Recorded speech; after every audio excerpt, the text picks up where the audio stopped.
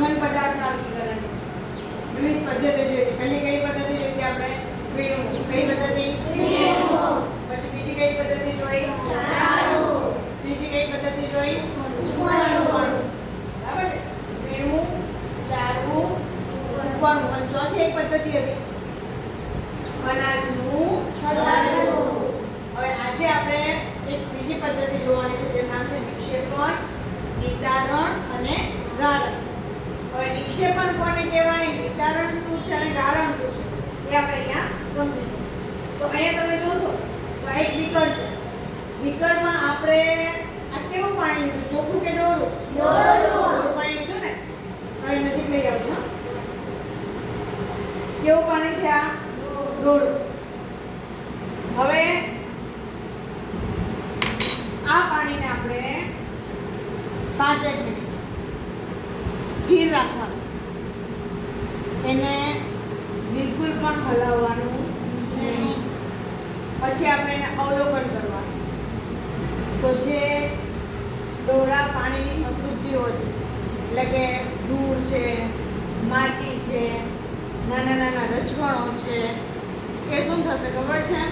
પાણીની નીચે તળિયે બેસી જશે. કેમ? કારણ કે પાણી કરતા વજનમાં કેવા છે? ભારે છે. બરાબર? અને ઉપર જે પાણી આવશે એ પાણી થોડા અંશે કેવું હશે? ચોખ્ખું. પહેલા જે ડોરું પાણી હતું ને એ કેવું હોય? ચોખ્ખું હોય. જો આ પાણીમાં તમે જોશો, ઉપર અવલોકન કરશો તો બધી અશુદ્ધિઓ નીચે ડોરું પાણી દેખાય છે. હા, બધી અશુદ્ધિઓ ક્યાં બેસી ગઈ? નીચે તળિયે બેસી ગઈ. હવે શું કરવાનું? પાણીને હલાવ્યા વગર ધીમે રહીને એ પાણીને આપણે બીજા પાત્રમાં લઈ લેવાનું.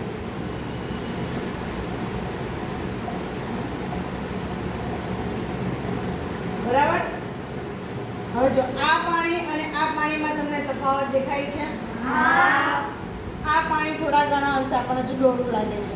આ પાણી એના કરતા કેવું છે? ચોખ્ખું છે. બરાબર? તો આ જે પદ્ધતિ આપણે કઈ, આ જે નીચે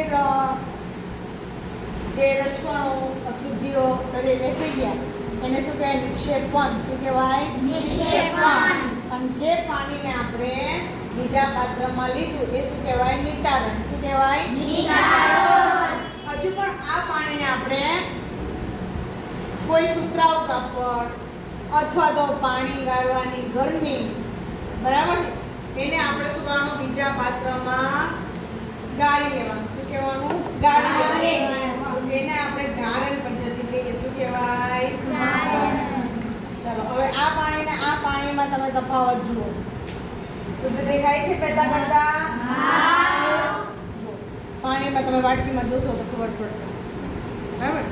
તો આપણે કયું જોયું? નિક્ષેપણ, પછી નિતારણ, અને હજુ એ પાણીને વધારે શુદ્ધ કરવા આપણે શું કર્યું? ગાળણ. હવે આપણે રોજિંદા જીવનમાં ઘણી બધી જગ્યાએ આપણે ગાળણ પદ્ધતિનો ઉપયોગ કરીએ છીએ. સૌથી પહેલા તો આપણે સવારમાં ઉઠીએ તો ચા પીએ. તો ચામાં આપણે શું કરીએ છીએ? દૂધમાં આપણે ચાની ભૂકી નાખીએ, ખાંડ નાખીએ, મસાલો નાખીએ. જે ચા થઈ જાય તો આપણે સીધી પી લઈએ. તો શું કરીએ? ગળણીથી એને ગાળીએ. ગળણીથી ગાળો છો તો ગળણીમાં શું રહી જાય છે? ચાની ભૂકી. બરાબર છે ને? એ પણ શું છે? ગાળણ પદ્ધતિ. બરાબર?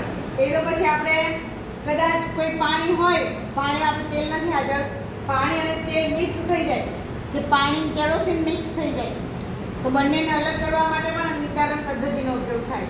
પહેલાં તો પાણી અને તેલ જે મિક્સ થઈ ગયું છે એને શું કરવાનું? મૂકી રાખવાનું. એને 5-10 મિનિટ બિલકુલ હલાવવાનું નહીં. એટલે જે કેરોસીન કે તેલ મિક્સ થઈ ગયું હશે એ પાણીની ઉપર તળશે.